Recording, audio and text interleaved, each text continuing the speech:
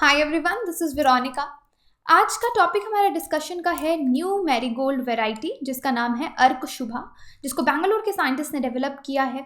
ये हम डिटेल में डिस्कस करेंगे कि क्या है ये वैरायटी, और इस तरह के अगर हम प्लांट्स में बात करें या फ्लावरिंग प्लांट्स में बात करें, क्रॉप्स में बात करें, किस तरह से ये वैरायटीज़ या कोई नई स्पीशीज़ डेवलप की जाती है, ये हम डिटेल में जानेंगे। अगर आपका कोई भी डाउट हो आप मेरे साथ कनेक्ट कर सकते हैं इंस्टाग्राम, फेसबुक, ट्विटर, टेलीग्राम, कहीं पे भी। पीडीएफ जो है वो आपको सिर्फ और सिर्फ मेरे टेलीग्राम चैनल पे मिलेगा। लेकिन यहाँ पे थोड़ा सोचने की बात है, जब भी हम देखते हैं कि साइंटिस्ट ने इस तरह की कोई वैरायटी डेवलप की है, तो आप एग्रीकल्चरल क्रॉप्स की तरफ चले जाइए, फ्लावरिंग प्लांट्स की तरफ चले जाइए, तो क्या आपने कभी सोचा है कि ये किस तरीके से होता है? या अगर हम पीछे चले जाएं, आज से 1000 साल पीछे, 10,000 साल पहले, किस तरह के क्रॉप्स होते होंगे, किस तरह के फ्लावर्स होते होंगे, क्या डिफरेंस उनमें आया है, कैसे वो इवॉल्व हुए हैं, ओरिजिनली वो कैसे थे, राइट? इस तरह का सवाल अगर आपके मन में आया हो तो आपको समझना चाहिए कि आज से हंड्रेड्स थाउजेंड्स ऑफ ईयर्स पहले जो चीज़ें, फ्लावर्स, फूड क्रॉप्स पाए जाते थे, वो आज से काफ़ी डिफरेंट हैं। क्योंकि ओवर द टाइम, जैसे आप कह सकते हैं सिविलाइजेशंस बढ़ने लगी, फार्मिंग शुरू हुई, प्लांट्स को ग्रो करना लोगों ने शुरू किया, तो farmers organically conservative traditional method से डिज़ायरेबल ट्रेट्स जो हैं क्रॉप्स की या इस तरह के फ्लावरिंग प्लांट्स की, उनको इम्प्रूव करते रहे अपने एग्रीकल्चरल पर्पसेस के लिए। डिज़ायरेबल ट्रेट्स क्रॉप वेराइटी में क्या होंगे कि किसी का जो शेल्फ लाइफ है वो इंक्रीज़ हो जाए, उसको बीमारी ना लगे, इस तरह की चीज़ें को हम गुड ट्रेट्स बोलेंगे। तो क्रॉसिंग जो है वो फार्मर्स करवाते रहे। यहाँ पे आज का जो हमारा टॉपिक है उसमें अगर आप देखेंगे तो IIHR यानी Indian institute of horticulture research जो है, उन्होंने ये नई वेराइटी मैरीगोल्ड फ्लावर की, जिसको अर्क शुभा नाम दिया है, ये डेवलप की है। तो प्लांट्स में बात करें, ट्रेडिशनली ये चीज़ कैसे की जाती थी, इसको हम डिटेल में देखेंगे मैरीगोल्ड में, लेकिन आपको थोड़े से ये नाम पता होने चाहिए। जैसे सिलेक्टिव क्रॉस ब्रीडिंग फार्मर्स करवाते थे। ट्रेडिशनल प्लांट ब्रीडिंग में क्या होते थे, नई जो वेराइटीज़ हैं उनको डेवलप किया जाता था। कैसे? Selecting plants with desirable characteristics. Suppose ये एक प्लांट है, उसमें कुछ अच्छी ट्रेट्स हैं, okay, trait number 1, trait number 2, कुछ भी हो सकता है हमको टॉल एक अच्छी ट्रेट लगती हो तो ये प्लांट टॉल है। डिजीज़ रेजिस्टेंस, इसमें बीमारियां कम लगती हैं, तो ये हमारा ए प्लांट है जिसमें ये ट्रेट्स हैं, राइट?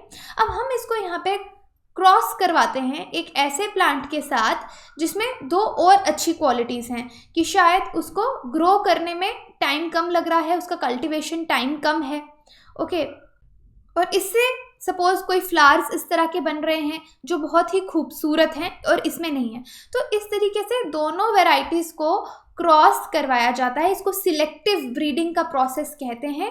क्लोजली, लेकिन याद रखिए, 2 क्लोजली रिलेटेड प्लांट्स, ओके, उनको क्वालिटीज़ को कंबाइन करने के लिए उनको क्रॉस कराया जाता है। इसको सिलेक्टिव क्रॉस ब्रीडिंग कहते हैं।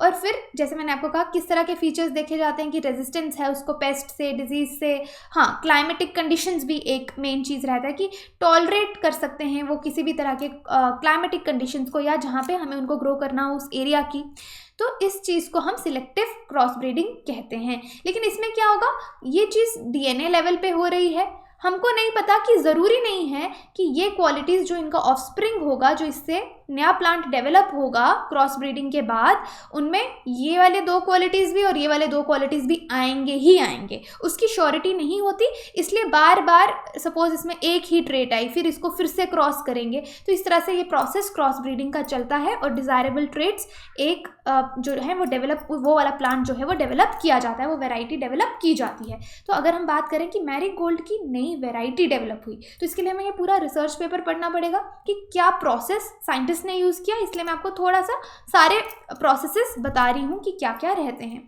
फिर आगे आपका classical breeding with induced mutation. Mutation होता है उसके जेनेटिक मेकअप में हम कुछ चेंज कर लेते हैं।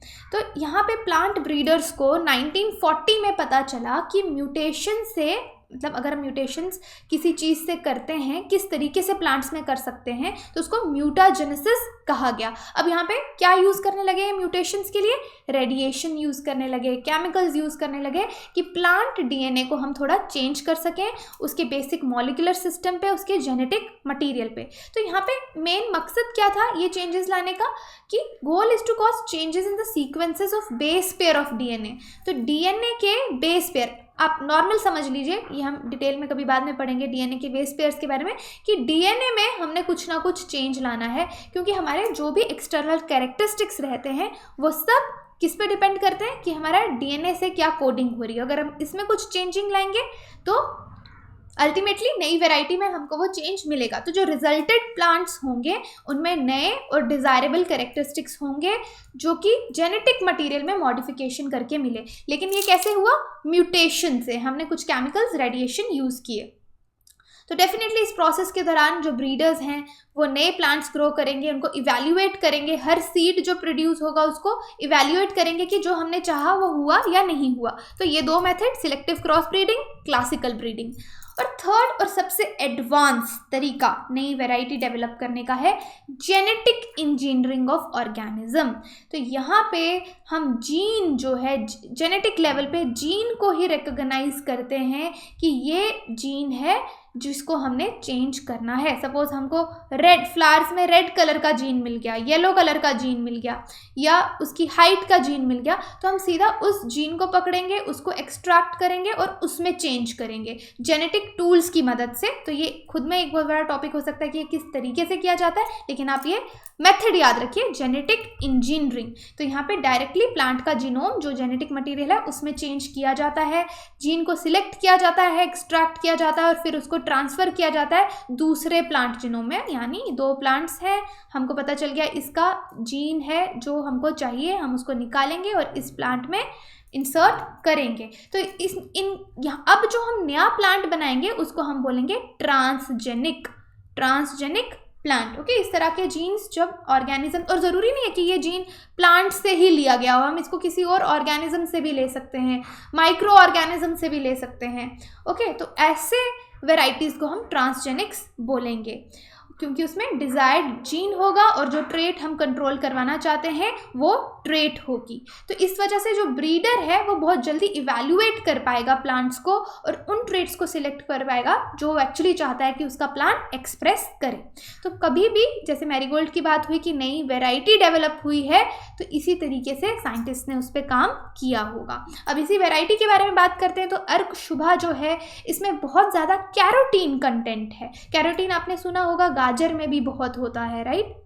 तो इसमें कैरोटीन कंटेंट है अराउंड 2.8%। और अभी तक के जो पुराने मैरीगोल्ड्स हैं उसमें अगर आप कैरोटीन कंटेंट देखेंगे तो 1.4% है। तो यहाँ पे इंक्रीज करके देखा। जो चीज़ मैंने आपको बताई कि ब्रीडर्स क्या करते हैं, ट्रेट्स देखते हैं कि हमको नई वैरायटी में कौन सी ट्रेट चाहिए, क्या फ़ायदा हमको मिलना चाहिए। तो यहाँ पे उन्होंने कैरोटीन कंटेंट को इम्प्रूव किया कि जितने भी प्लांट सोर्सेज हैं उनमें हाईएस्ट कैरोटीन कंटेंट आपको अर्क शुभा में मिलेगा। अब ये जो फ्लावर है अगर आपने देखा होगा तो सनफ्लावर फैमिली से बिलोंग करता है, हर्बेशियस प्लांट्स है। अदरवाइज ओरिजिनली ये कहाँ का है, अमेरिका का है। और उसके बाद it has been seen that they grow naturally from south western United States into South America. ये वहाँ पे कहाँ ग्रो करते हैं और इसमें अब हर दुनिया के कोने में ये प्लांट जो है, ये फ्लावर जो है ये पाया जाता है। मैरीगोल्ड नेचुरली ग्रो करना शुरू हो गया है। तो ये जो नई वैरायटी है मैरीगोल्ड की, इसमें से इसको डेवलप किया गया है, इसमें कैरोटीन कंटेंट ज़्यादा है, तो हम इसमें कैरोटीन जो है वो एक्सट्रैक्ट कर सकते हैं क्योंकि कैरोटीन के बहुत फ़ायदे हैं। कैरोटीन को हम बहुत जगह यूज़ कर सकते हैं, न्यूट्रिशनल वैल्यू में यूज़ कर सकते हैं। तो अगर जब ये फुल ब्लूम में होगा तो इससे क्रूड कैरोटीन जो है वो एक्सट्रैक्ट किया जा सकता है, unlike that of other varieties. बाकी वेराइटीज़ में से ये पॉसिबल नहीं है। इसलिए ये जो नया वेराइटी है डेफिनेटली इसका ऑर्नामेंटल पर्पज़ है, यानी इसको मैरीगोल्ड का फूल हम ज़्यादा ऑर्नामेंटल पर्पज़ के लिए यूज़ करते हैं, सजावट के काम के लिए। तो यहाँ पे ऑर्नामेंटल पर्पज़ तो है ही है, उसके साथ ये क्रूड कैरोटीन का भी यहाँ सोर्स है। और इसके पेटल्स जो हैं, इसकी पंखुड़ियाँ जो हैं, उनको पोल्ट्री फीड के लिए यूज़ किया जा सकता है। अगर हम चाहते हैं, हम पोल्ट्री में जैसे एग्स लेते हैं, एग्स में योक होता है जिसको लोग कंज्यूम करते हैं, हेल्थ के लिए अच्छा होता है। तो अगर पोल्ट्री को, चिकन को ये फीड में दिया जाएगा तो उनका योक का क्वालिटी जो है वो अच्छा होगा। तो ये चीज़ फिर से रिपीट हुई है। और इंडिया अभी अगर आप देखेंगे इंपोर्ट करता है carotene from other countries including China. हमको कैरोटीन हमारे देश में इतना प्रोड्यूस नहीं होता, हम बाकी देशों से उसको इंपोर्ट करते हैं, जैसे चाइना से हम काफ़ी खरीदते हैं। लेकिन अब ये जो डेवलपमेंट है अर्कशुभा की, हमारी इंपोर्ट डिपेंडेंसी जो चाइना पे है वो कम होगी। यहाँ पे बोथ कल्टीवेशन एरिया और इन्वेस्टमेंट जो है कैरोटीन एक्सट्रैक्शन की उसको हम इंक्रीज करेंगे, तो हमें कैरोटीन कहीं बाहर से नहीं लेना पड़ेगा। हम इंडिया में ही मैरीगोल्ड ग्रो करके, ये वैरायटी ग्रो करके कैरोटीन की नीड्स पूरी कर सकते हैं। तो अब कैरोटीन की बात हो रही है, तो कैरोटीन क्या है? इसको यूजुअली फार्मास्यूटिकल सेक्टर में यूज़ किया जाता है। अगर प्रेजेंटली आप देखें, इंडिया जैसे मैंने बताया बाकी देशों से कैरोटीन इंपोर्ट करता है। इसमें कैरोटीनॉइड पिगमेंट्स हैं that are oxygen free, unsaturated hydrocarbons हैं जिसमें सिर्फ कार्बन और हाइड्रोजन रहेगा। तो ये इसकी खूबियाँ हैं कि कैरोटीन को हम जिस तरह से यूज़ करते हैं। और ये जो प्लांट है अगर आप देखेंगे इसका कलर वेरी करता है, येलो से ऑरेंज टू रेड, मैरीगोल्ड की बात हो रही है। और ये जो कलर है is attributed to the chain of alternating single and double bonds. अगर इसका केमिकल स्ट्रक्चर देखेंगे तो बॉन्डिंग पे बहुत डिपेंड करता है कि कलर किस तरीके का होगा। अब alpha carotene, beta carotene, lycopene, ये एग्जाम्पल्स हैं कैरोटीन्स के। कैरोटीन से कलर डेफिनेटली हमको अगर कहीं कलरिंग करनी है, किसी चीज़ को कोई कलर देना है, किसी फूड प्रोडक्ट को कलर देना है, तो हम इस तरह का नेचुरल कलर दे सकते हैं carotene, beta carotene, lycopene use करके। लाइकोपीन आपका जैसे टोमेटोज़ में बहुत ज़्यादा होता है। फिर कैरोटीन को फार्मास्यूटिकल इंडस्ट्री में इसलिए इसकी बहुत ज़्यादा डिमांड है, बहुत ज़्यादा दवाइयों में भी ये यूज़ होता है। अब IIHR जिन्होंने ये डेवलप किया उसकी बात करें तो इनका मेन एजेंडा यही था कि जो हॉर्टिकल्चर क्रॉप्स हैं इनकी वैरायटीज़ को हम इंक्रीज़ करें और हाई यील्डिंग वैरायटीज़ जो हैं फ्रूट्स की, वेजिटेबल्स की, ऑर्नामेंटल्स की, मेडिसिनल प्रोडक्ट्स की हम डेवलप करें। Indian institute of horticulture research ये जो IIHR है या Indian council of agriculture research, ये एक ऑटोनोमस ऑर्गेनाइजेशन है जो किसके अंडर आती है? Department of agricultural research and education, और अल्टीमेटली ये आपका ministry of agriculture and farmers welfare के अंडर आता है। तो ये याद रखिएगा क्योंकि प्रीलिम्स में अगर स्टेटमेंट वाइज कोई क्वेश्चन हो वहाँ पे ये पूछा जा सकता है। IIHR का मेन रिसर्च स्टेशन बेंगलुरु में है और इसके कुछ रीजनल एक्सपेरिमेंट स्टेशंस भी हैं, भुवनेश्वर में, उड़ीसा में, चेताली कर्नाटका में, और 2 इसके कृषि विज्ञान केंद्र भी हैं। ये IIHR जो इंस्टीट्यूट जिसने इसको डेवलप की है उसके बारे में मैंने आपको बताया। तो बाकी मैरीगोल्ड के बारे में आपको हम पूरी बात में कर ही चुके हैं। गार्डन्स में आप हर कोई इनको लगाता है सजावट के लिए। इंडिया में कमर्शियल कल्टीवेशन इसका बहुत ज़्यादा है। बोटानिकली अगर आप देखेंगे किस फैमिली से ये बिलोंग करता है जीनस का, तो आप देख सकते हैं जो सनफ्लावर की फैमिली, एस्टर फैमिली, उससे बिलोंग करता है। They have easy adaptability to different soil and climatic conditions. किसी भी तरह के सॉइल में यूजुअली ये ग्रो कर जाते हैं। बहुत ज़्यादा टॉलरेंट भी हैं क्लाइमेटिक कंडीशंस को लेके। और कलर आपने इनका देखा है, येलो ऑरेंज फ्लावर्स हैं इनके।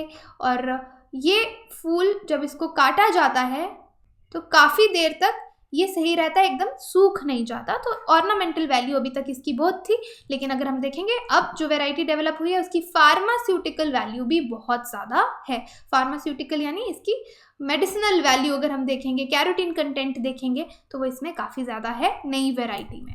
तो यही था आज का लेक्चर। आपकी कोई भी क्वेरी हो आप मेरे से कनेक्ट कर सकते हैं। और अगर आपको स्टडी IQ से कोई भी कोर्स लेना है तो आप हमारी वेबसाइट विजिट कर सकते हैं, एप्लीकेशन डाउनलोड कर सकते हैं और वहाँ पे कॉल करके कोई भी जानकारी ले सकते हैं। Thank you so much.